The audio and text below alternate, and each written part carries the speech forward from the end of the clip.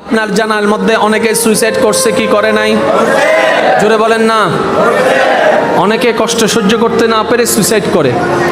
যে সুইসাইড করে, বিষ খায়, ঘুমের ওষুধ খায়, কিংবা অন্যান্য পথ অ্যাপ্লাই করে, যখন ফাঁসিতে সে ঝুলে যায়, ফাঁসির মাধ্যমে সুইসাইড করতে গেলে তার আবেগটা, তার কষ্টটা যখন তার ভিতরে আউট অফ কন্ট্রোল শয়তানে বানিয়ে ফেলে, সে আউট অফ কন্ট্রোল হয়ে যায়, তখন সে নিজের হাতে দড়ি বাঁধে, তখন কিন্তু সেন্স কাজ করে না।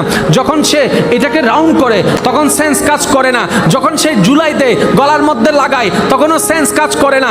যখন সে ঝুলে যায়, পা থেকে চেয়ারটা সরাই ফেলে, যখন আর কোনো উপায় থাকে না, তখন শয়তান ওইখান থেকে সরে যায়। সরে যাওয়ার পরে তার বিবেক তখন কাজ করা শুরু করে, তখন সে নিজেই বাঁচতে চায়, নিজেই ছুটতে চায়, কিন্তু আর কোনো উপায় থাকে না। তখন সে ভাবতে থাকে, আমি কেমনে করলাম, আমি কেমনে করলাম, কষ্ট তো আরো অনেকের জীবনে আছে, ওরা তো ঝুলে নাই, আমি কেন ঝুলে গেলাম। এই জন্য ভাইয়েরা, শয়তান থেকে সবসময় সাবধান থাকতে হবে।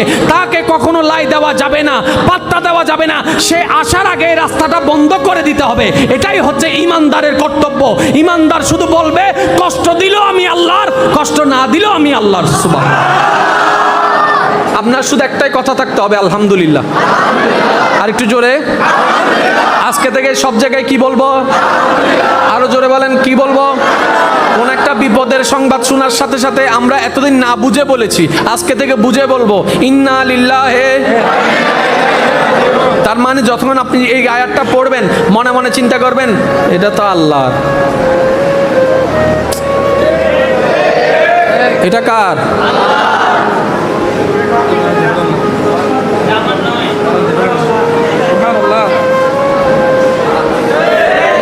এটা তো আমার, এটা তো আমার, সম্পদ তো আমার, বাড়ি তো আমার, ব্যবসা তো আমার, মা তো আমার, বাবা তো আমার, স্ত্রী তো আমার, সন্তান তো আমার।